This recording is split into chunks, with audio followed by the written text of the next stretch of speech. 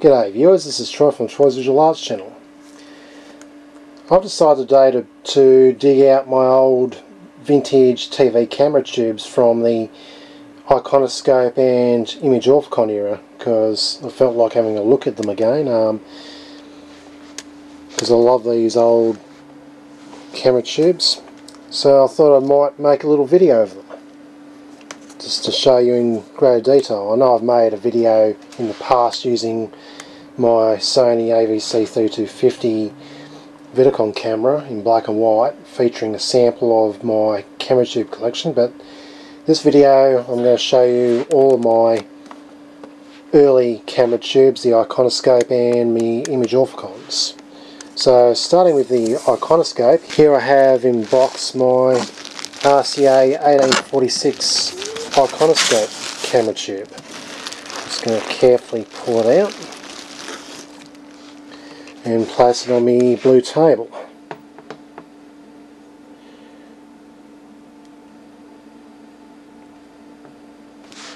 So yeah, I won this camera tube off eBay in the United States for I think $120, which is dirt cheap in comparison to the finishing prices that these early iconoscope tube cameras go for.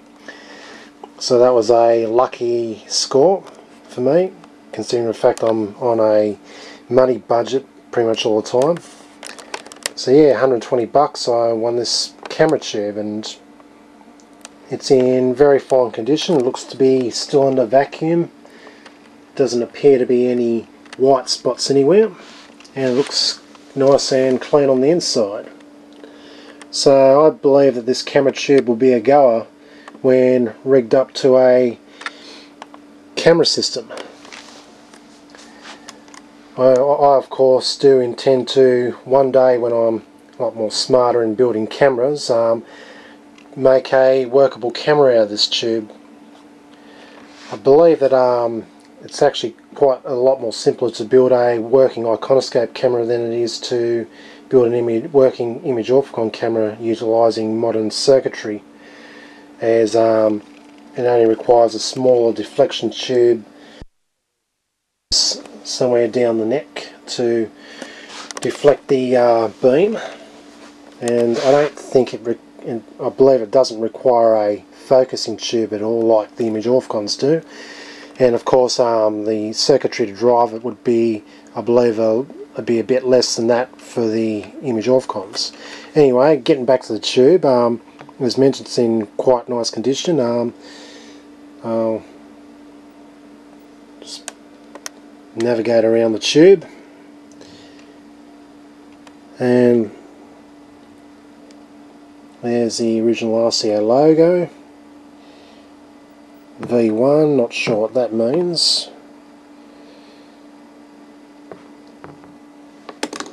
Here we have the side of it. It's got an inscription here.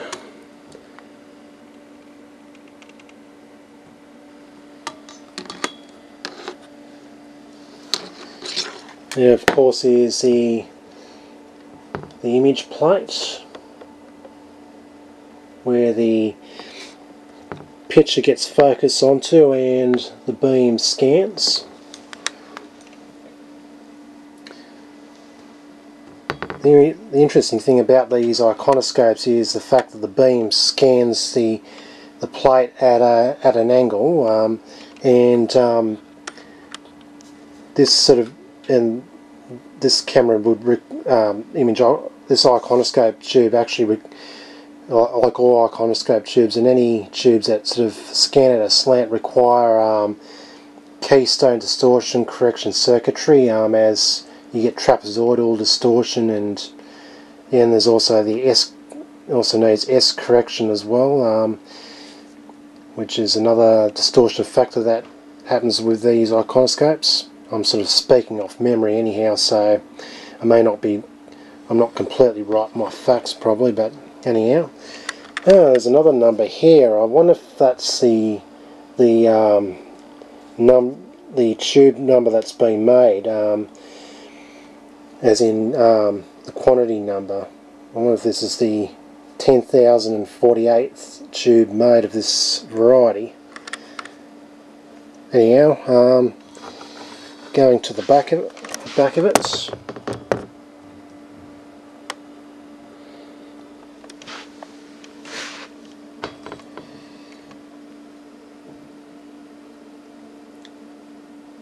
Yep, there's a number again, 10,048.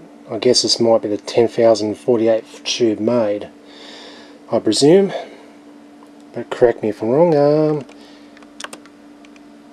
And it has a symbol on the back. This autofocus is not working up to scratch. It has a symbol on the back which looks to be an anchor, so I believe this probably was used in the testing in the remote control bomber boat tests, because I mean these were actually used in the military and in the 1940s, the early to mid 40s, and were used they were used to remote control bomber aircrafts, unmanned bomber aircrafts, that mini aircrafts which smash into their targets, and the camera is used as a visionary to remotely guide the plane into the target that it's meant to hit. And of course they also did the same thing with remote controlled small bomber boats, and I believe that this tube was meant to be made for the bomber boats, for the little remote control bomber boats. The steering's got an anchor there. Anyhow, this tube I believe would be made, I guess, any time between say 1941 and perhaps 1945, 46. That was pretty much the era that the military were experimenting around with iconoscope bomber cameras.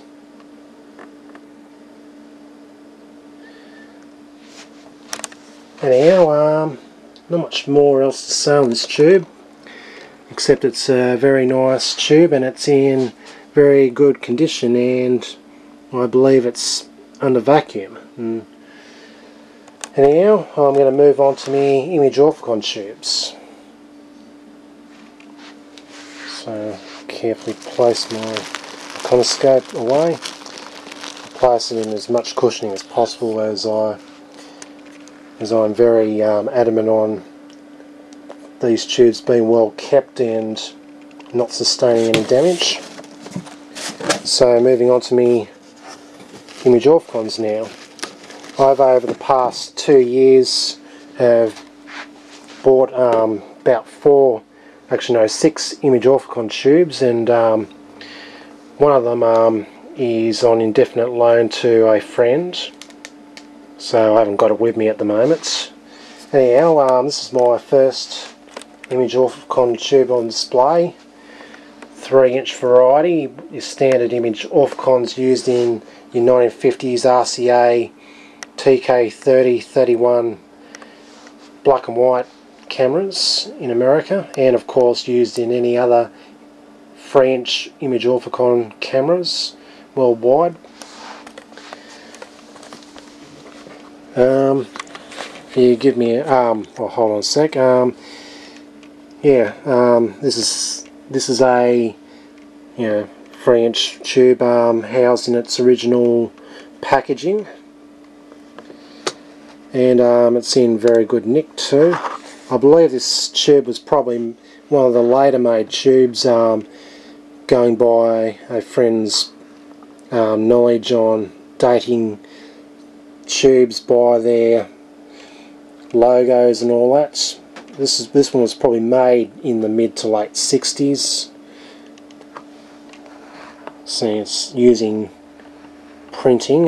These tubes were made well into the 1970s, because the fact that a lot of countries still use image orthicon tube cameras into the 70s, black and white, and also they were used for space photography, and there was still a demand for these tubes right up into the 1970s, even though many stations had colour plumicon cameras by that time. Anyhow, enough chatting, just give me a moment while I remove the thing off the camera that holds onto the tripod. I'm just going to remove the tube out of its packaging, so just give me a moment. Okay, here we have me RCA 3-inch image orthicon tube. It's in very nice condition, and I believe it's still on the vacuum. It appears that the foam cushioning has deteriorated, as I've got bits of black remnants of it on my hands. Better brush it all off. Anyhow, so yeah, there's my more later made 3-inch image orthicon tube, and made by RCA. It's 50. This is a 5820A tube type. The 5820 tubes were the most commonly made 3-inch image orthicon tubes used for the black and white cameras. This one's probably a slight variation of the 5820, so it's got the A on the end. I'm not sure what difference it'd be from the standard 5820 without the A. And that's the serial number of it.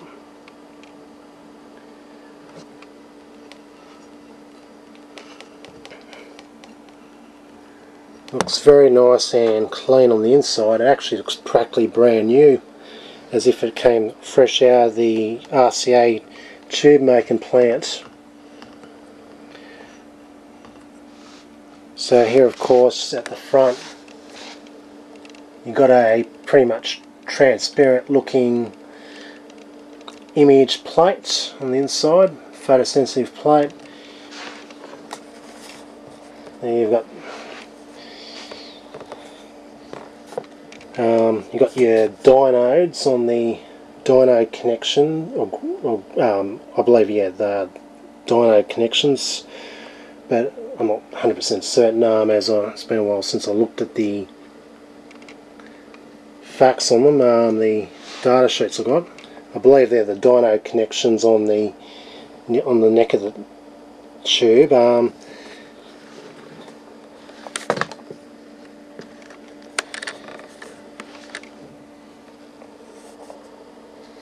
There you got your, I believe, photo multiplication stage.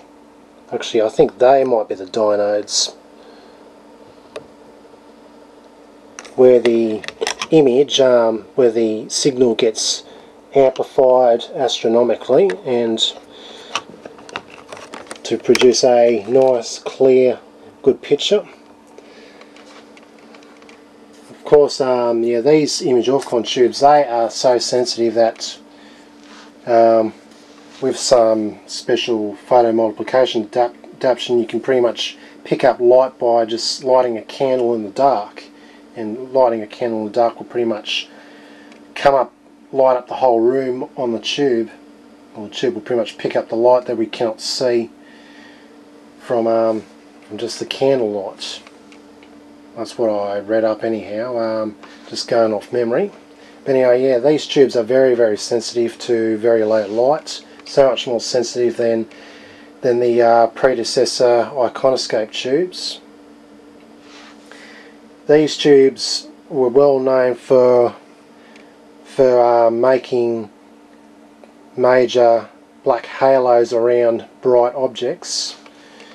Those who remember watching black and white television back in the pre-1970s, before colour came along, will remember seeing halos around spotlights when these cameras were pointed to spotlights, and of course bright objects. Even people, even the reflections of the light off people when with the spotlights on, you get dark haloing. People, and if you wear a white shirt on in front of the camera, you know, you're going to get haloing around the edges. And the haloing was actually cultivated to make objects and people look sharper on camera and give that kind of illusion. So it was put to some good practical use. Anyhow, yeah, these tubes were the real workhorse tubes of the black and white era from the late 1940s up until the early 70s.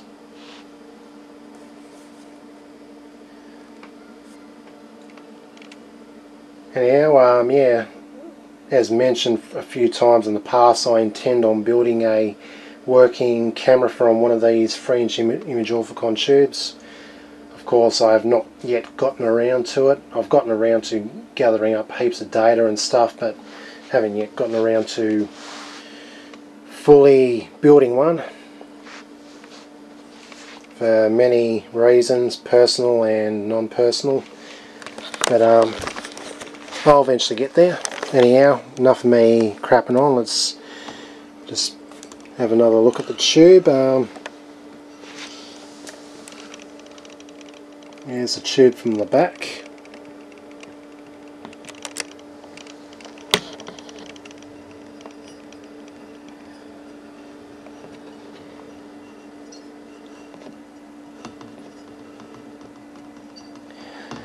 Yeah, as I said, very nice looking tube, and I believe it probably still works and will produce a decent picture. If it's one of those, I believe it has been used, and probably is, you know, in its worn out stage, so the pictures probably won't be the greatest if it is still working, but it should still produce a usable picture. Anyhow, that's my RCA 5820A tube.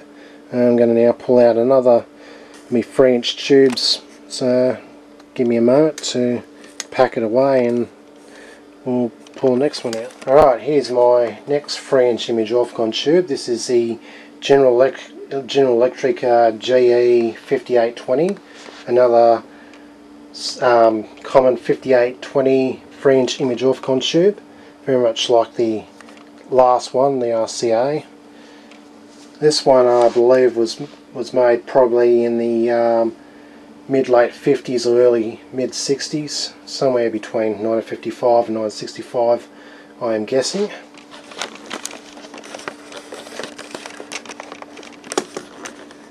This one too is in quite nice condition.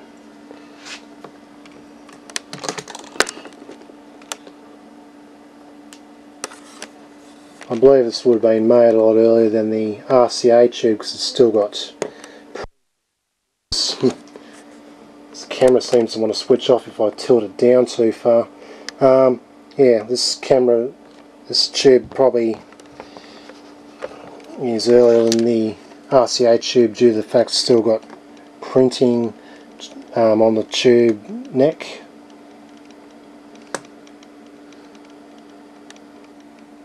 Anyhow,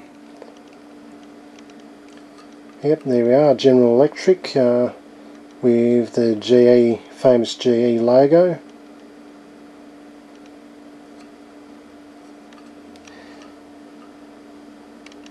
This tube, I believe, is also under vacuum. There's no signs of any whiteness inside the tube anywhere.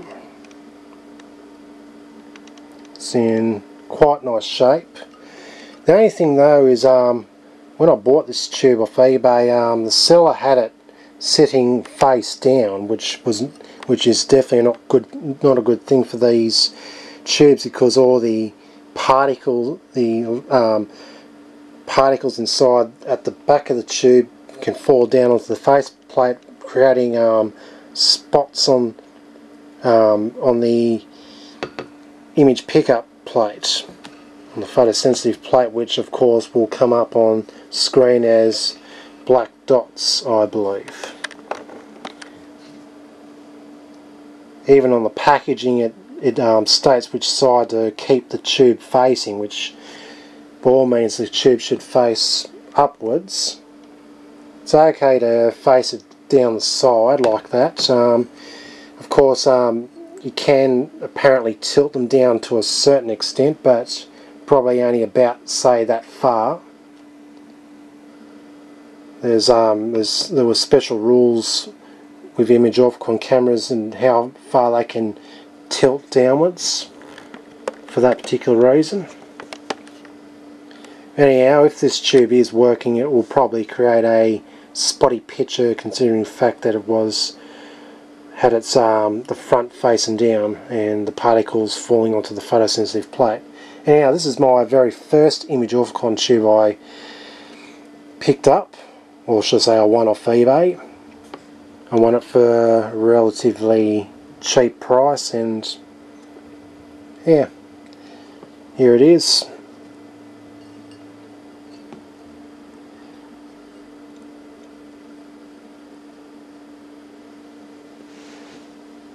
Anyhow, there's the back of the tube. It uses the colours blue on this one. General Electric, I tend to use blue as part of the colour scheme. There's the front of it. You can literally see right through to the back of the tube where the diodes are.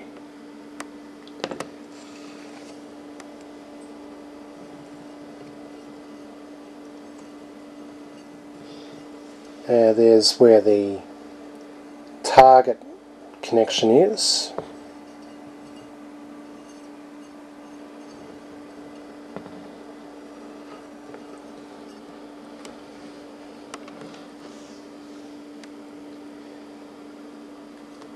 Now, not much more to say on this tube. Just like the other RC8s in tube, it's in good condition cosmetically, and yeah, when I one day build a camera from this, I hope it works. And now I'm going to bring out the next tube. Okay, here's another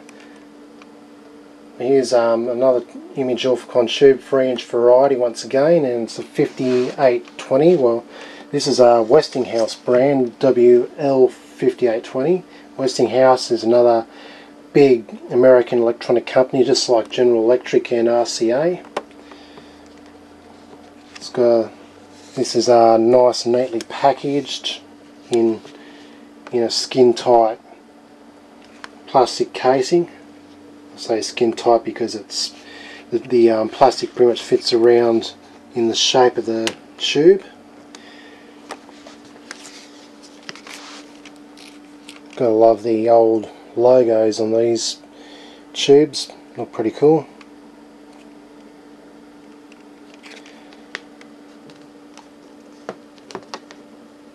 And now I'm guessing this tube's probably another later made type, probably late 50s to mid 60s I'm guessing. Give me a moment and I'm gonna remove the tube from its casing. Okay, here we have our tube out of its casing. Once again, it's in very nice condition and appears to be under vacuum. And it seems to have both 5820A and 5820 on there. I really wonder if there is much difference between 5820 and 5820A tube types. Yeah. Once again, there's the diodes at the back.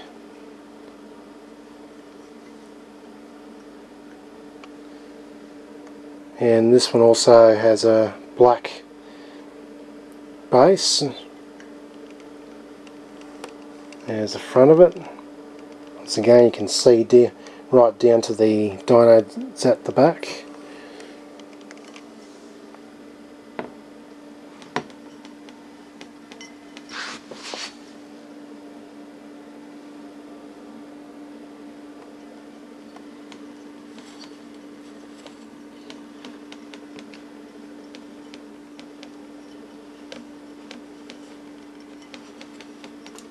Very nice looking tube. So yeah, there I have it, 3-inch image orthicon tubes. And of course, as mentioned, I've got a fourth one, but it's on indefinite loan at the moment.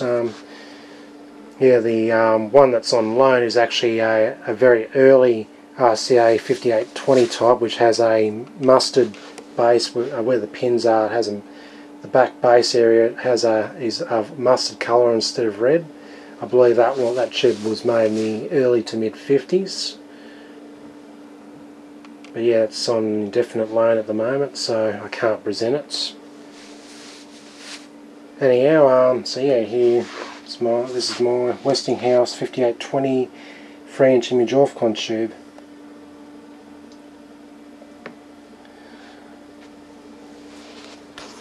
So yeah, with these 3 tubes you can pretty much make a colour camera out of them with each filter on them. Of course, the tubes being of varying quality, varying wear and tear, of course you won't get a perfect looking picture from the 3 tubes, but you probably get if they all work good, you probably get a usable colour picture if you of RCA TK41 style.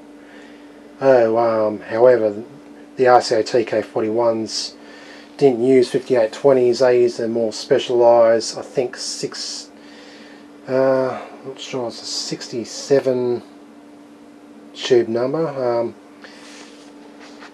I think 64, 74, something like that. Can't remember the tube number, but it's in the 6700 region or something like that. Anyhow, those tubes pretty much produce far less halation and are more, I guess, uniformly responsive to light to produce good quality colour pictures, and which is why TK41 cameras, you don't get part of the reason why TK41 cameras you don't get as much haloing when pointed to spotlights, opposed to the standard black and white RCA TK3031 types, or TK1011 types as well. But yeah, anyhow, moving on to a couple of rarer and smaller type image orthicon tubes. Give me a moment to pack this away and I'll present them. Okay, here we have a Hitachi 2-inch image orthicon tube. When I bought these off eBay, I thought I was expecting to be of 3-inch variety, but when they came to me, I was just absolutely gobsmacked to find that they were much smaller, because I didn't even know the 2-inch tubes were made until I got these. And yeah, on doing some research, there is very, very little information on these 2-inch image orthicon tubes,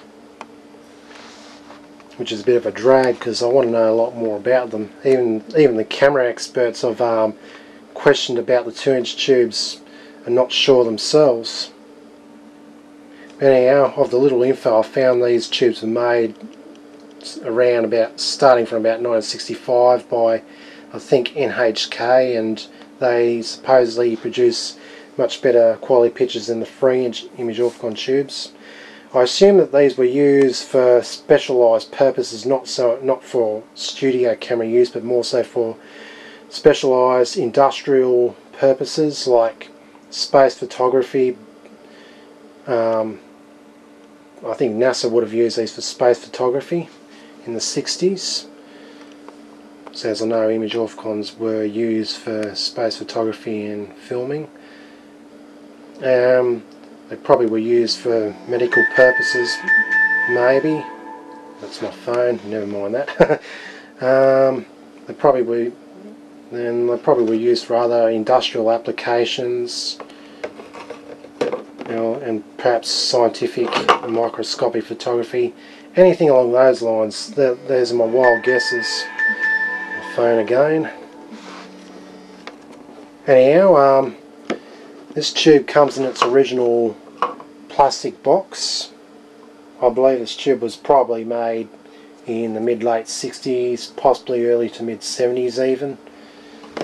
It's quite modernistic casing. It's a Hitachi tube. I can't remember the number type. It's not written on the box, I don't think. I'll have to pull it out to find out. Oh, there's another thing that came with this box, which I've got sitting over my computer table. Just give me a moment. What also came in this box is this little hourglass plastic container with a ball bearing in it. This is to indicate if the package, the tube package, was tilted upside down, with the face of the tube facing downwards, which is a big no-no for image orthicons because of the fact that particles from the back will fall into the image sensitive plate and cause spotty pictures. Anyway, yeah, so this container has a ball bearing inside, which it's placed up like this. The ball bearing down the bottom inside that little at the bottom of the funnel, and yeah, when the package is tilted upside down, the ball bearing falls through the funnel into the bigger chamber, which obviously it has done. So I'm guessing either someone did it for fun, or was yeah, the tube was tilted upside down, face down. Who knows what this tube's been through during its usage. But anyway,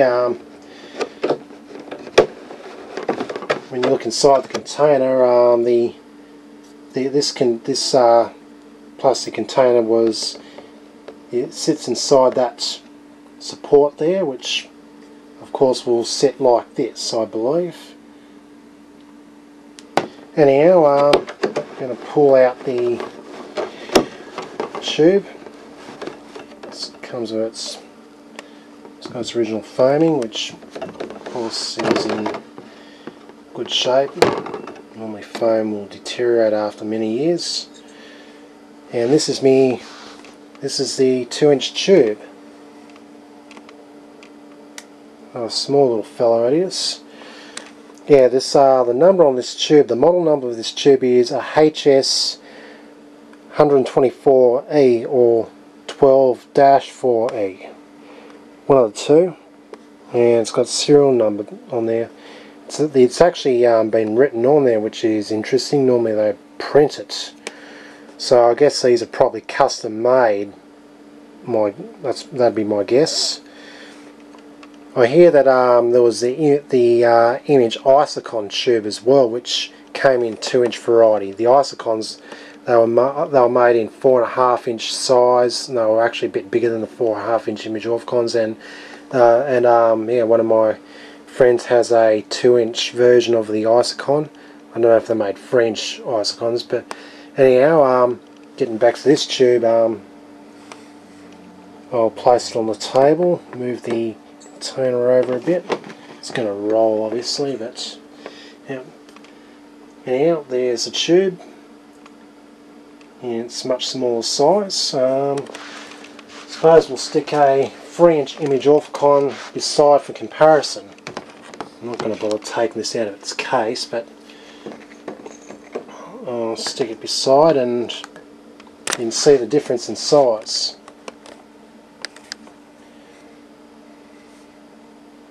And width as well.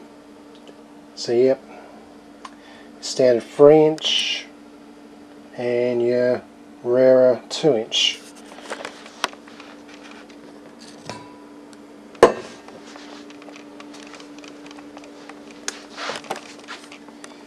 And its layout is pretty much the same as the 3-inch image orthicons. Got your diodes there and neck connectors, which I think connect to the diodes or grids or something like that. I'll have to check the configuration of image orthicons. I'm just going off what I can remember off the top of my head.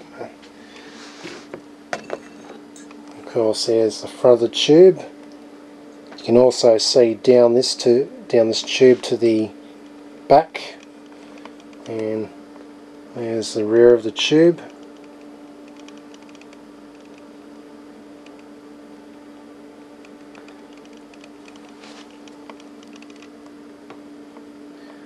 And it too is in very nice condition and appears to be under vacuum. So I believe this will work. How good it will work is anyone's guess. Just have to build a camera around it and plug it into power and let it rip and see how it goes.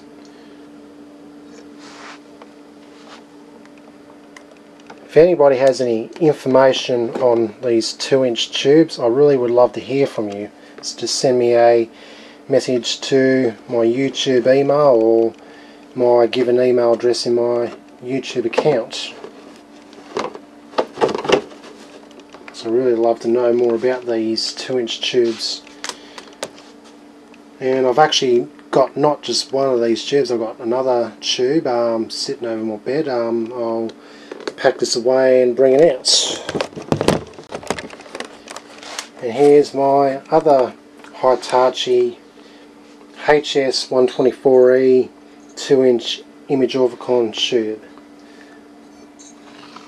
This one doesn't come in its packaging, but it does have a hood for the lens, for the front of the tube to protect it from getting any light coming in when not in use. And it's got a label inscription on it. It says Pan SM SP OK. Not sure what they mean by that, but anyway, so this is pretty much exactly the same as the other tube.